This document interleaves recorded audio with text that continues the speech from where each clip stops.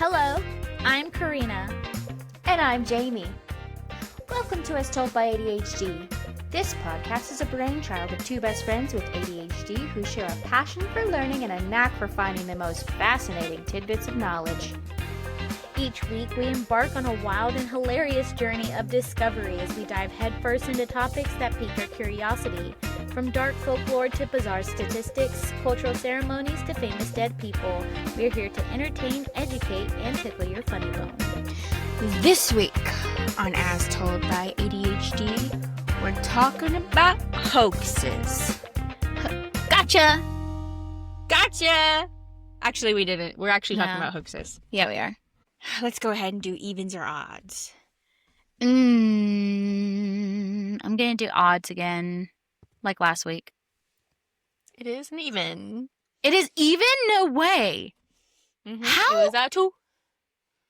I got some stuff I gotta share, my guy. I bet you do. Let me just tell you about it. I have a feeling that we might have a part 2er on our hands. I think so too. And the reason why I think that is because this story is crazy. Really? Mine was pretty crazy too, but yeah, I'm a heavy summarizer. I'm not. I gotta give you every little detail because I don't know how to not do that. I'm an oversharer. We love it though. Okay. I'm gonna paint you a picture. Okay. And I'm gonna go ahead and plop you right down on Sunday, October 30th, 1938, in the United States. Oh, we're U.S. bound. Okay. U.S. bound today. Okay. Let's say your day starts as usual.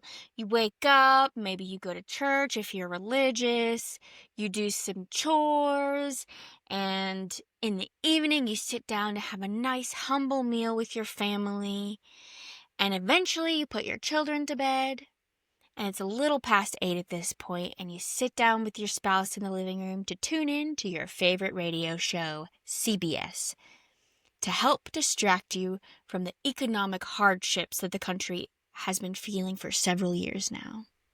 And you catch the tail end of a weather report. Okay. I'm going to share a video, and I want you to know that this is not the video from that. It's just to make it a little more entertaining for our viewers. Okay, because we're going to be listening to the radio. The radio from that specific day. Okay. And he made a video. That's so funny. And I made a video. I'm excited. You ready? I'm ready. A slight atmospheric disturbance of undetermined origin is reported over Nova Scotia, causing a low-pressure area to move down rather rapidly over the northeastern states, bringing a forecast of rain accompanied by winds of light gale force. Maximum temperature 66, minimum 48. This weather report comes to you from the Government Weather Bureau. It's a little weird that they said of unknown origin, but you're no meteorologist, so you brush it off. Technology and was, then, Right. And then they introduce a live orchestra, and you're like, oh my God, a live orchestra. And it's playing in downtown New York City. And you start to unwind with a glass of your favorite liquor and music of the live orchestra in your living room when all of a sudden... Ladies and gentlemen, we interrupt our program of dance music to bring you a special bulletin from the Intercontinental Radio News. At 20 minutes before 8 Central Time, Professor Farrell of the Mount Jennings Observatory, Chicago, Illinois, reports observing several explosions of incandescent gas occurring at regular intervals on the planet Mars. The spectroscope indicates the gas to be hydrogen and moving toward the Earth with enormous velocity. Professor Pearson of the observatory at Princeton confirms Farrell's observation and describes the phenomenon as, quote, like a jet of blue flame shot from a gun. Okay, so everybody's gonna die? That's pretty weird, right? Yeah. So, okay, real weird. And then they're like, okay, we're gonna go back to music. So they put music back on, and you're like, okay, that's fine. Maybe it's nothing. We'll just keep trucking enjoy our evening. So at this point, what would you be thinking if you were... I would be freaking out. Like, what would be your Panic? thought? Where is it going to hit? Like, am I going to die? Like, is there even a point in running? Like, what? Evacuation? Like, you know? Mm-hmm. I would be in full-on panic. The song finishes, and then you hear... Ladies and gentlemen, following on the news given in our bulletin a moment ago, the Government Meteorological Bureau has requested the large observatories of the country to keep an astronomical watch on any further disturbances occurring on the planet Mars. Due to the unusual nature of this occurrence, we have arranged an interview with the noted astronomer, Professor Pearson, who will give us his views on this event. In a few moments, we will take you to the Princeton Observatory at Princeton, New Jersey. Now what are you thinking? I'm not sure. Honestly, because, like, it's like, okay, maybe we're going to get answers. Okay, so you would feel a little more calm after that? Not really. But, like, it would be like, okay, like, if this is something that's going to affect Earth in a dangerous way, at least I'll know how I'm possibly about to go out. You know? Yeah. Okay, so... Once again, music starts playing again, and after the song, they cut to a reporter named Carl Phillips, who is at the Princeton Observatory in Princeton, New Jersey. And he describes the room that he's in. He's like, it's a large semicircle room. It's pitch black except for the oblong slit in the ceiling. So he's describing that he's in the observatory, like where the telescope is. He says that he can see a sprinkling of stars that casts a kind of frosty glow over the intricate mechanism of the huge telescope. And he explains that the ticking sound that you hear is the vibration of the clockwork. And then he states that he is with Professor Pearson, a famous astrologer, who is standing directly above him on a small platform, looking through the giant lens. He asks for patience from the audience while listening to this interview because Professor Pearson may be interrupted by a phone call or other communications during this period. Because during this period, he is in constant touch with astronomical centers of the world. Professor, would you please tell our radio audience exactly what you see as you observe the planet Mars through your telescope? Nothing unusual at the moment, Mr. Phillips. A red disk swimming in the blue sea. Transverse stripes across the disk. Quite distinct now because Mars happens to be at the point nearest the Earth, in opposition, as we call it. In your opinion, what do these transverse stripes signify, Professor Pearson? Not canals, I can assure you, Mr. Phillips. They... Although that's the popular conjecture of those who imagine Mars to be inhabited. From a scientific viewpoint, the stripes are merely the result of atmospheric conditions peculiar to the planet.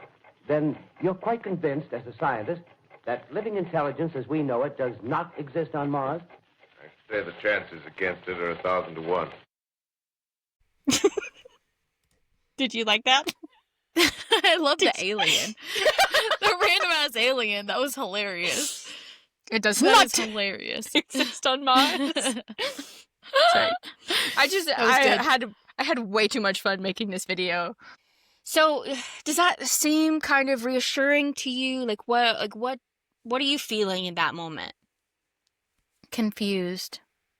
Okay. I think I would actually feel a little bit angry because I feel like even though like he's explaining some things, it's not like as alarming as the first broadcast.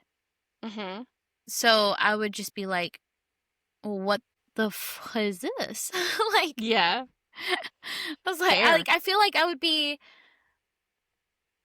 I genuinely don't know. I think confused.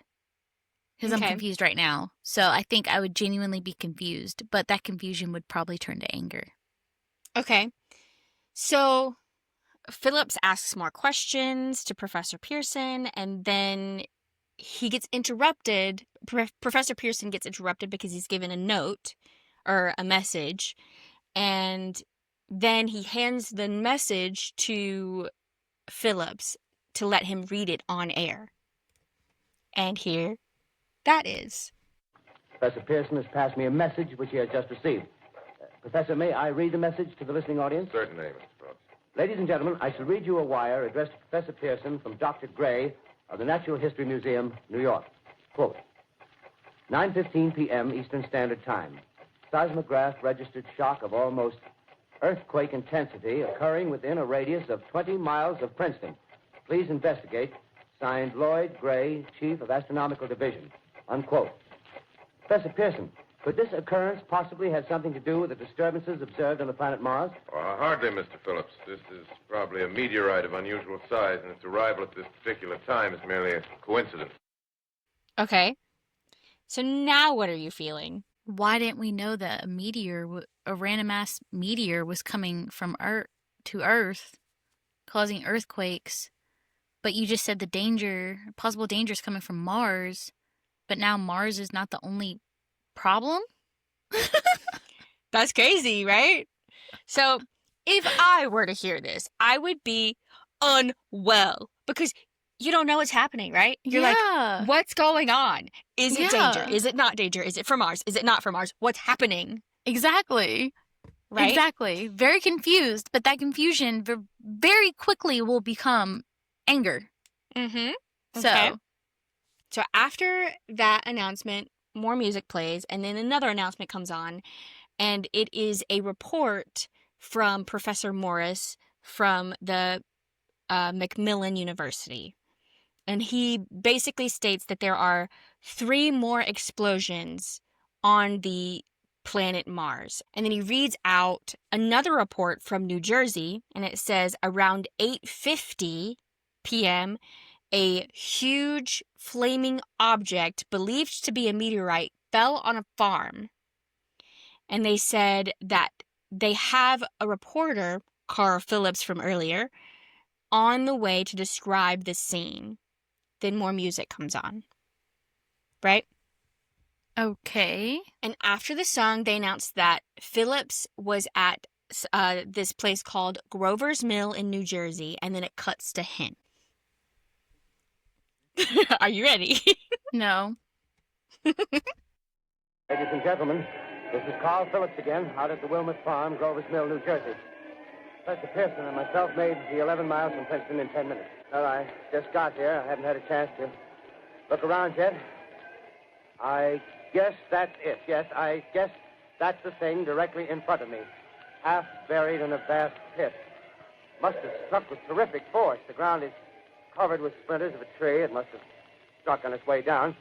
But I can see the object itself doesn't look very much like a meteor. At least not the meteors I've seen. It looks more like a huge cylinder. Has a diameter of, what would you say, Professor Pearson? About 30 yards. About 30 yards. The metal on the sheath is, well, I've never seen anything like it. The color is sort of yellowish white. Its curious spectators now are pressing close to the object in spite of the efforts of the police to keep them back. Getting in front of my line of vision. Would you mind standing one side, please? While the police are pushing the crowd back. Here's Mr. Wilmot, owner of the farm here. He may have some interesting facts to add. Mr. Wilmot, would you please tell the radio audience as much as you remember of this rather unusual visitor that dropped in your backyard? I was listening to the radio and kind of drowsing. That professor fellow was talking about Mars, so I was half chosen and half... Yes, Mr. Wilmot, and then what happened? Well, as I was saying, I was listening to the radio, kind of halfway. Yes, Mr. Wilmot, and then you saw something. Well, not first off. I heard something. And what did you hear? A hissing sound, kind of like a 4th of July rocket. Yes, then what? I turned my head out the window and would have sworn I was asleep and dreaming. Yes? I seen a kind of greenish streak and then zingo. Something smacked the ground, knocked me clear out of my chair. Okay, now what are you thinking? Aliens? I don't know.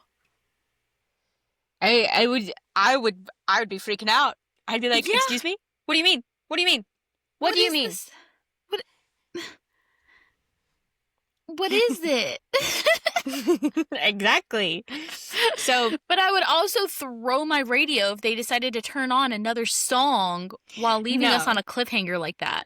No. So they're done with music at this point. Okay. Now, Phillips kind of goes to describe the scene. So like there's more to this clip. It's really like this whole thing is like an hour long.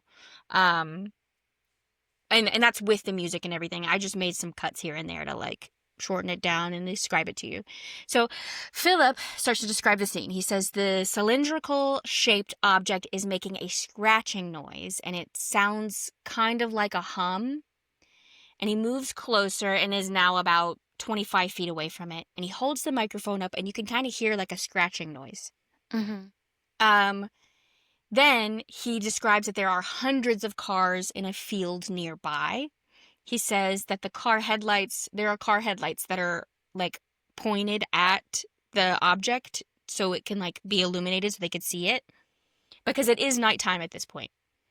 And then it says, he's like saying people are trying to break through and like the police, and you can kind of hear like some yelling in the background, kind of like you did before. Mm-hmm. And people want to go see it and touch it. And like, they're like, oh my God, this is really cool. And there's full chaos at this point. And then Pearson says that whatever this object is, it's definitely extraterrestrial. He then says the top is beginning to rotate like a screw. And then you can like hear people like kind of screaming in the background. And people are like, keep back. And like, they're like screaming like, get back. Because they don't know what's happening. And then he describes something emerging from the object. And here's another clip. Ladies and gentlemen, this is the most terrifying thing I've ever witnessed. Wait a minute. Someone calling someone or something. I can see peering out of that black hole two luminous discs. The eyes, it might be a face, might be almost but heavens, something wriggling out of the shadow like a gray snake. Now it's another one and another one and another one. They look like tentacles to me. Oh yeah, I can see the thing's body. Now it's large as a bear. It glistens like wet leather, but that face, ladies and gentlemen, it's indescribable. I can hardly force myself to keep looking at it. It's so awful. The eyes are black and they gleam like a serpent. The mouth is kind of V-shaped with saliva dripping from its rimless lips. It seems to quiver and pulsate, and the monster or whatever it is can hardly move. It seems weighed down by possibly gravity or something. The thing's rising up now, and the crowd falls back. They've seen plenty. The most extraordinary experience, ladies and gentlemen. I can't find words. He then frantically stops the broadcast, and he says that he needs to find somewhere safe to set up, and it cuts back to music. So,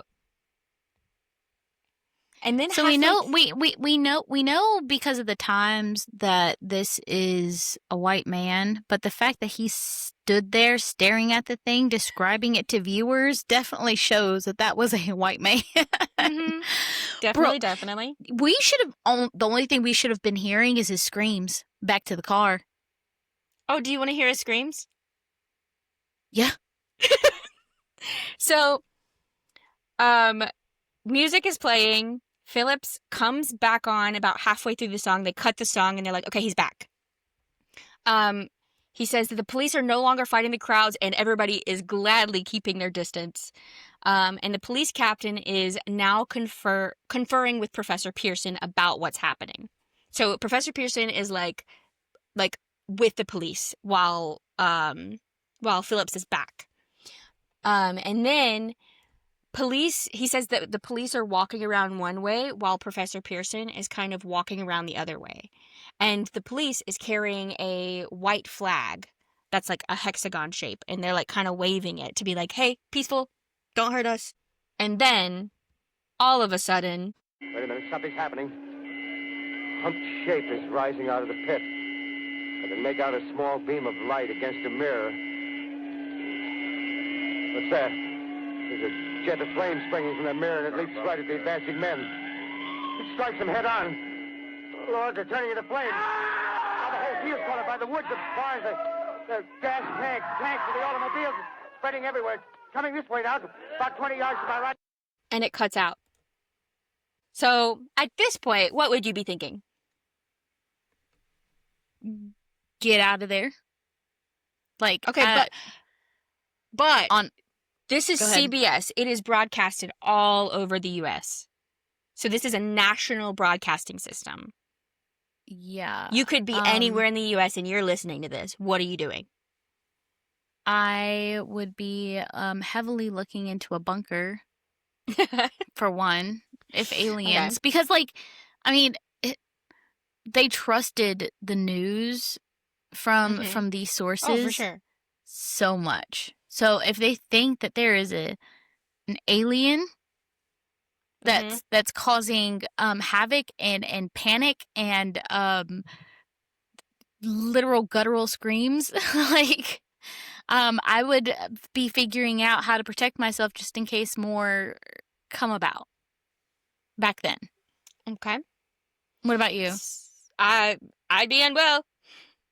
I'd be I would be in fight mode, not flight. I'd be like, okay, we have to stay and wait until we hear something from the government. So like, I'm not going to go anywhere. I'm not going to do anything. I'm going to turn all the lights off and I'm just going to sit here in the quiet with it turned all the way down just in case. My radio would be under my armpit. Well, and I'd be running and getting stuff done and plugging it in every room while I'm gathering my resources. Well, see, the problem with that is a lot of radios in this time period were huge, like 4 foot tall, and they're like really heavy. Oh yeah, they didn't have like the mini or the smaller ones back then. Yeah, because when I said armpit, I was thinking like this. Yeah, but like not this. Like if you were wealthy, you might could afford one that's like a little smaller, but most people only had the really big ones. Gotcha. Yeah. So, the radio station explains we lost communication. We don't know what's going to happen. So now I'm going to start rapid firing what happens over the next like 40 minutes. So they receive a message via telephone that 40 people have died in this area, like due to on the farm. Yeah. Their bodies are severely burned, but at this point they have no idea what caused it. And now there's fires raging. And then General Montgomery Smith, commander of the state militia at Trenton, New Jersey, states, "No one is permitted in the area without clearance." The creatures have retreated into their pit and have not attacked any of the firemen who are attempting to retrieve bodies from the vicinity that 40 people died. Yeah, but what's causing the fires in the... Just wait. Okay. Okay, so then we're told that Professor Pearson was able to retreat and he set up an emergency observatory, not observatory like sky, but like a place to set up to watch these things in a nearby farmhouse. Pearson comes back on eventually via phone call, and he's like, he has no clue what they are, where they come from, or why they're here, but he does say that they have some type of heat ray, for a lack of a better term. So that's what's causing the fires, is that whatever came out... So they're pew-pewing. Yeah, with some type of heat ray. So there's a full-on invasion, they're saying, pretty much. Yeah. So Carl Phillips is announced deceased from the heat ray. Yeah. They say that there are 10 Red Cross emergency workers stationed outside of Grover's Mill, New Jersey, which is where this is happening. The fires are now under control. Scouts report that it's all quiet in the pit, and there are no signs of life appearing from the mouth of the cylinder as of right now. And there is a statement from someone named Harry McDonald. They say he's a vice president in charge of operations. Vice president of what? I could not tell you. They just say, the vice president in charge of operations, and they kind of like glaze over it, right? I mean, national emergency. Yeah, but at this time, the vice president of the United States was not whoever this Harry McDonald is. It was this person. I'm just gonna put it.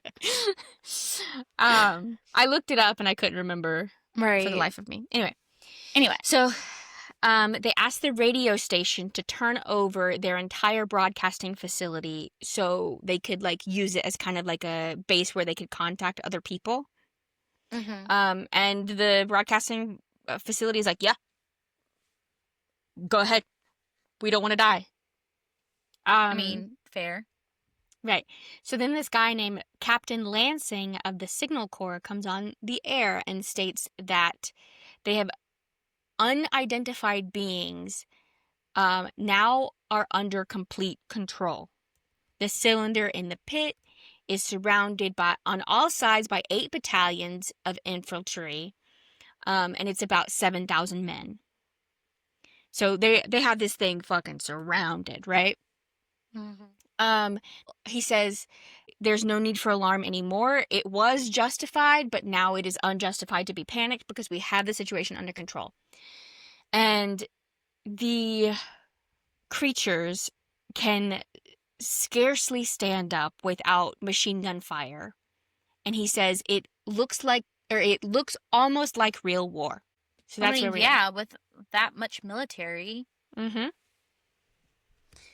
So, things at this point, and this has been like maybe 20 to 30 minutes of this, and things start to change. And Captain Lansing comes back on, and he says he can see movement, and he thinks it's a shadow at first. And then... Well, wait, that wasn't a shadow, it's something moving. Solid metal, kind of a shield-like affair rising up out of the cylinder. It's going higher and higher. What? It's standing on legs, actually rearing up on a sort of metal framework. Now it's reaching above the trees and the searchlights are on it. Hold on. And then the broadcast cuts out. Oh, lovely. Mm-hmm. So invoking more panic. Right? We love that. Mm-hmm. So the radio station crew comes back on the air and they announce that the creatures are an invading army from Mars. Like, they're officially being like, okay, we are under attack. They have come not to make friends with us. They are attacking us. Right? So even though you said meteors and stuff were falling that don't have to do with Mars, and you weren't tracking a for sure meteor that was coming from Mars, they're attacking from Mars. Right. Then they state that there was another battle in New Jersey, and out of 7,000 armed men of the military, there are now only 120 known survivors. What are they doing? Like, did they all die from fires? Is that what they're saying? Or they're just slaughtered bodies on the street of Jersey? Like, well, it's in like a farmer's field. Oh, because they were surrounding the object, and then so it came out and killed a crap ton of them. Right. So then, and they also describe it as like crushed and trampled to death under metal feet of the monster, or burned to cinders by the heat ray. And they are now on the move, and they're moving south of Jersey. Full-blown panic sets in. Dude, I cannot wait to hear how the nation responded to this. Like, not well. Let me tell you, not well. So then the Secretary of the Interior is brought on live air from Washington, D.C. Citizens of the nation, I shall not try to conceal the gravity of the situation that confronts the country. nor the concern of your government in protecting the lives and property of its people. However, I wish to impress upon you, private citizens and public officials, all of you, the urgent need of calm and resourceful action. Fortunately, this formidable enemy is still confined to a comparatively small area, and we may place our faith in the military forces to keep them there. In the meantime, placing our faith in God, we must continue the performance of our duties, each and every one of us, so that we may confront this destructive adversary with a nation united, courageous, and consecrated to the preservation of human supremacy on this earth. I thank you. I would tell her, STFU, I'm out. That's pretty great. Well, the thing is with that, in the panic, no one realized that it wasn't the President of the United States giving that. And in this situation, most likely the President of the United States is That's going true. to give that speech. And nobody true. noticed it. Yeah, panic. Yeah. So the radio station comes back on and they inform that the central portion of New Jersey is blacked out from the radio communication. And they have no more access to talk to them at all, due to the heat rays upon the power lines and electrical equipment. Other countries start calling in to offer assistance with these guys because they're like, we don't want to die either. And once they've killed all of you, they're coming for us. Right. You know? So then astronomers report continued gas outburst at irregular intervals on the planet Mars. And the majority voice, so like the majority of the people saying this, are under the opinion that it is enemy reinforcement by additional rockets. Professor Pearson is announced MIA. They don't know if he's deceased, but they cannot get in contact with him. But he is believed to be dead at this point because he is in the center of it. Right. The creatures seem to be making conscious effort to avoid destruction of cities and countryside. So that, to me, says they're not looking to destroy humans. They're looking to take them over. Yeah, but at the same time, you would have to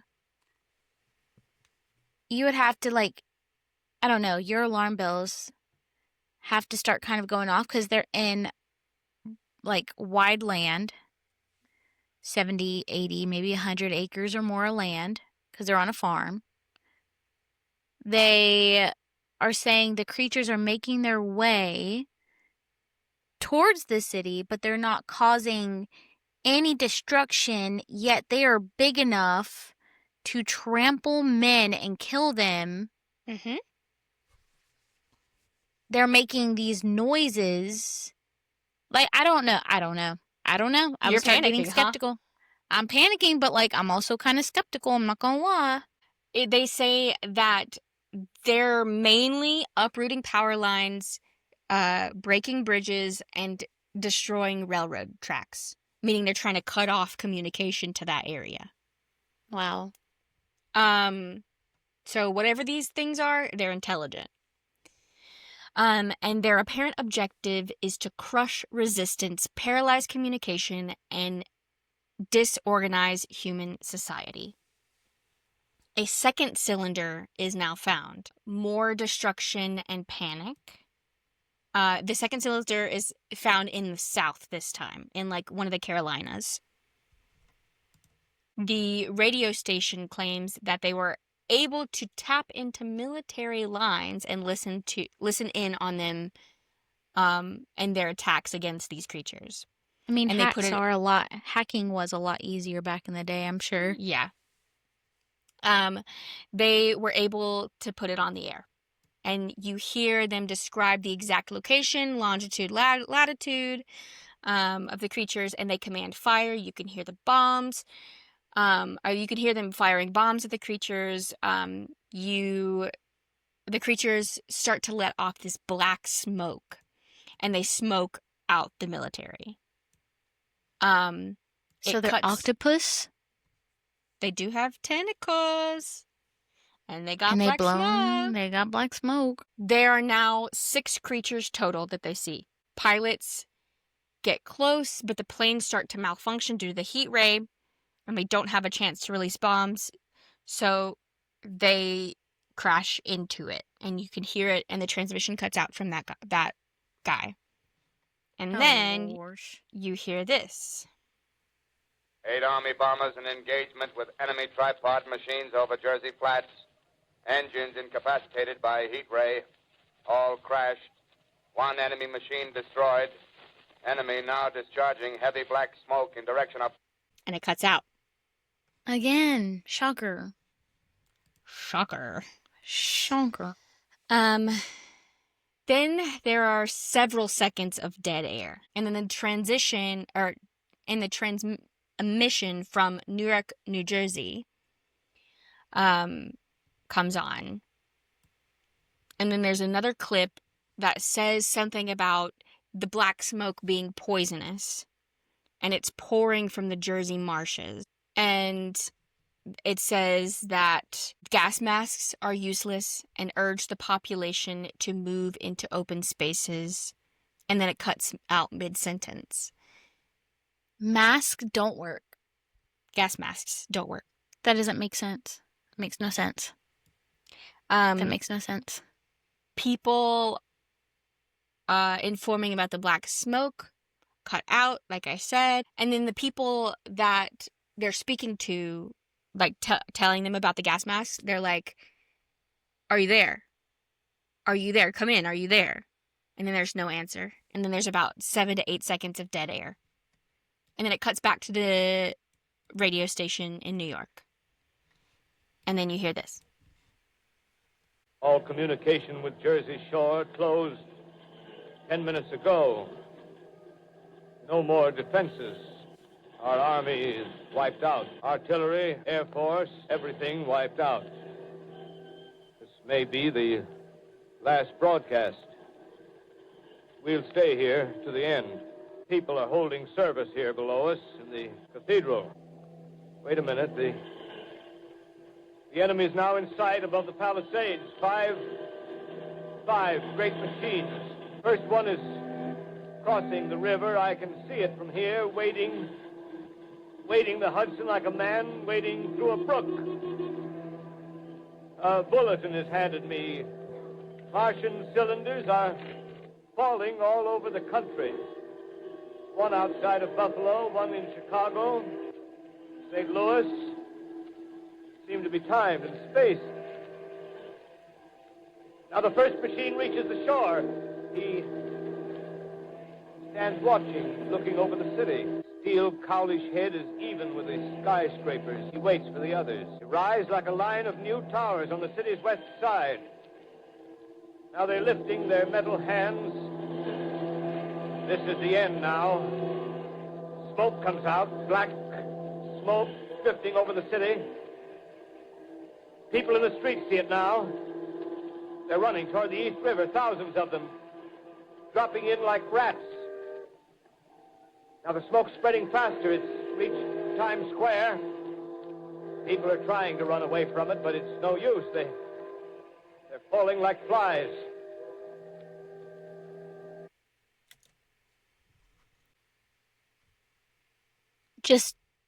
Never mind. I don't want to spoil it. Never mind. Go ahead.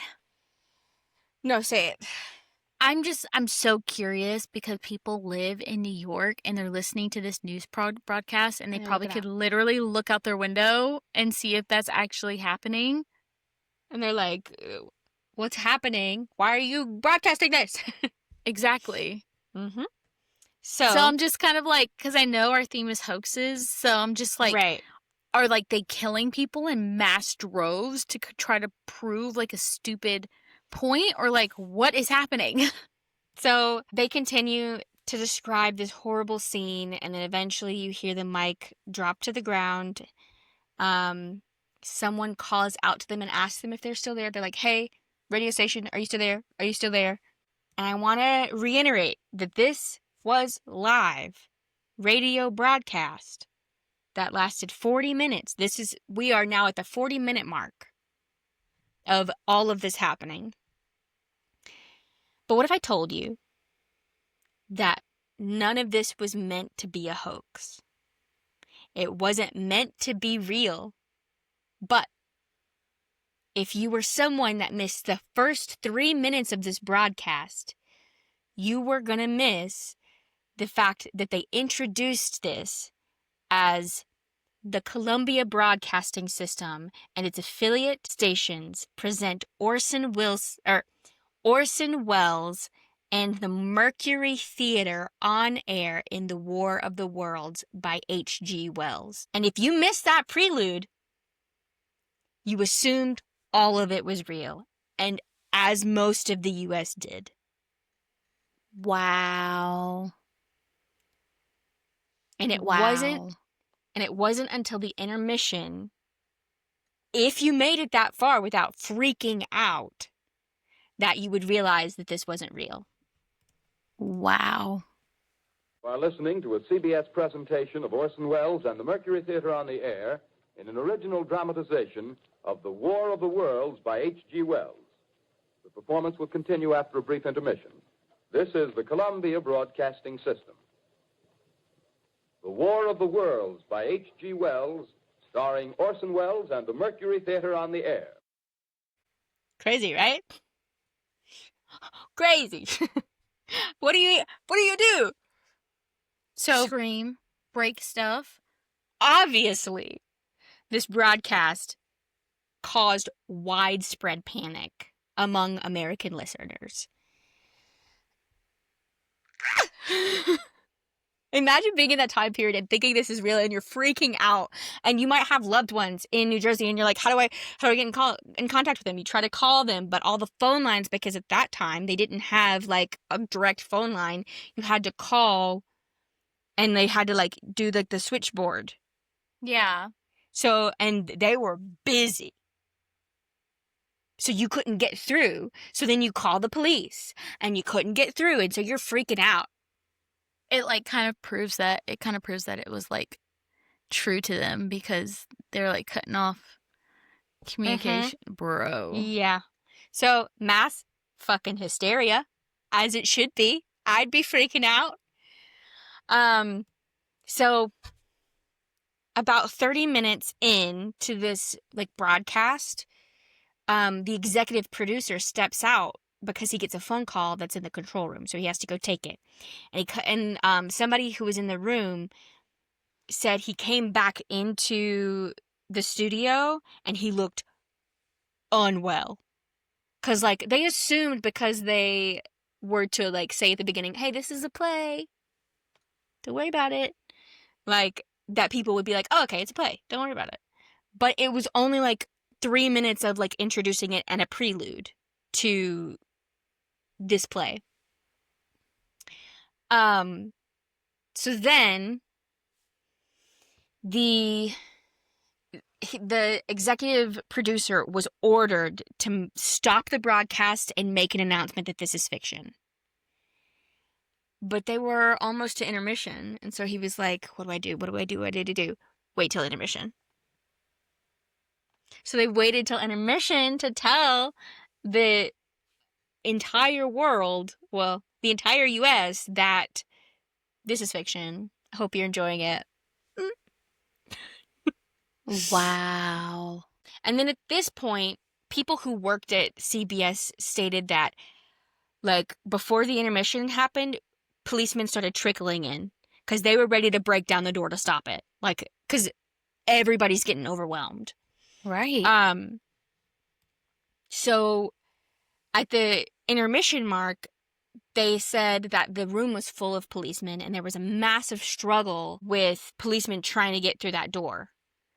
And apparently, there was a mayor in a Midwestern town. They called the station, and one of the producers picked up, And the mayor claimed that there were mobs of people in the streets of his town, like freaking out. Yeah.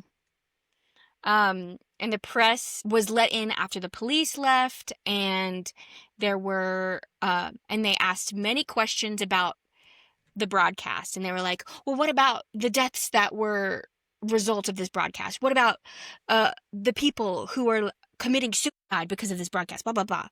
But I will say there were no confirmed direct deaths on this platform. Like, not Well, platform. that's good. Like, yeah, there were Like, no deaths. because There of were this. injuries because, yeah. There were injuries because people were freaking out so bad. Right. But there were no reported deaths. Could have been, but we don't know about it. And then the city manager of Trenton, New Jersey wrote a complaint to the FCC about the broadcast. He claimed that the emergency phone lines were tied up for 2 hours with over 2,000 calls. People from all over the country were calling to check on their loved ones. But the positive in all of this, the Mercury Theater skyrocketed in fame. And Orson Welles started receiving Hollywood offers, which, like, your performance was crazy good. So, yeah. And I would say that it is very safe to say that this is the perfect study if you're looking into the effects of mass panic and mass hysteria. Yeah, I agree. Dude, I would be unwell. Like you said multiple times, I would not be okay. Right. And then finding out that it's a play, I would have to break something. Mm-hmm.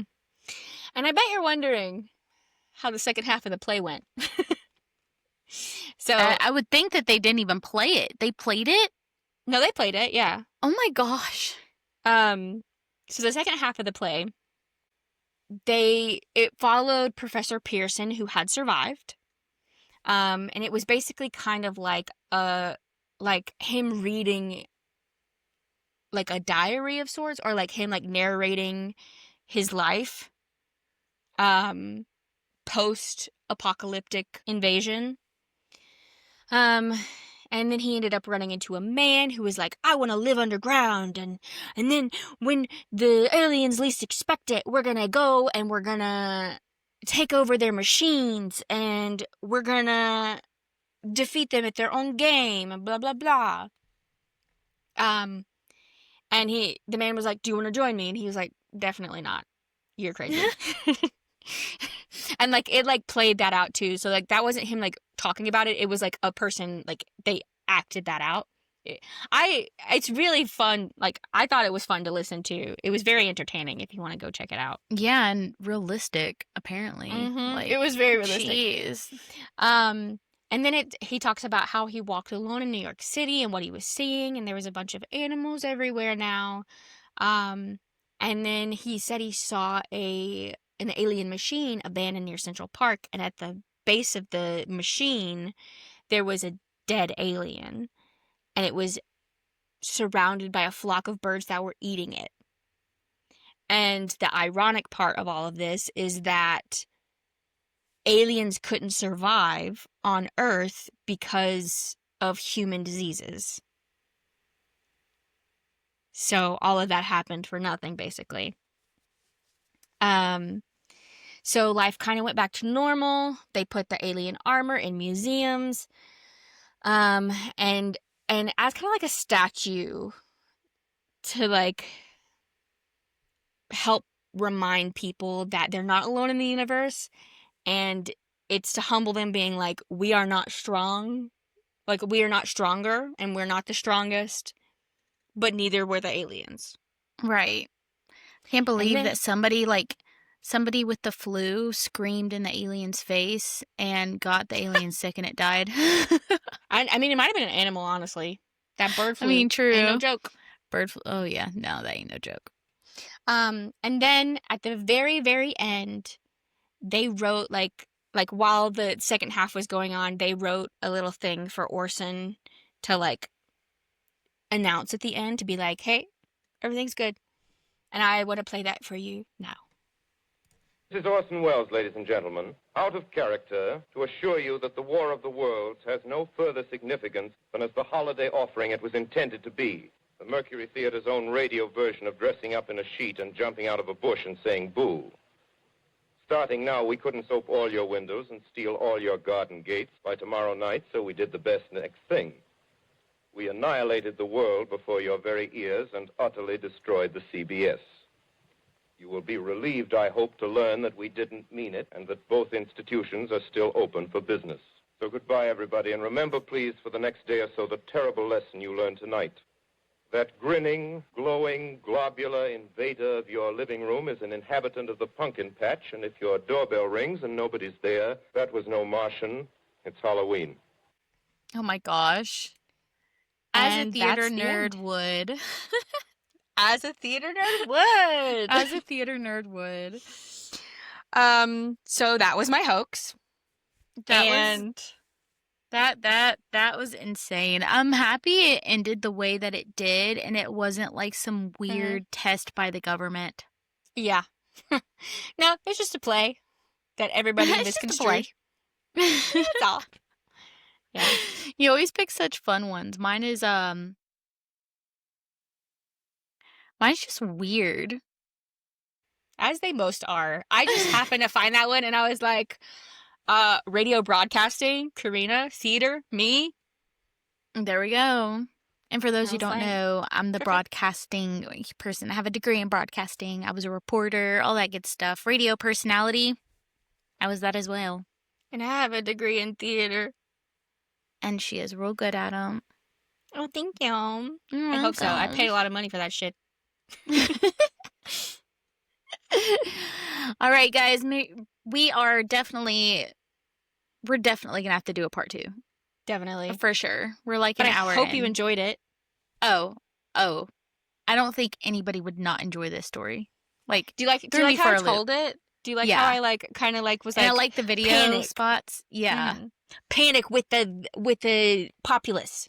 yeah. Oh, I like that. That could be our title Panic of with the this video. populace. Panic with the populace. I like that one. Anyways, make sure you take care of yourself. Drink your water. Drink your water, Do a nice thing for yourself. please. Dance around your living room. Get your nervous system good You got a for pet? the day, for the week. Hug them. You got water, drink it. I already said Mhm. that earlier, but You still. got a loved one? Tell them you love them, because the Mhm. likelihood that, like, just don't assume that people know how you feel. Tell them. All right. Well, we will see you next week for part 2. Goodbye.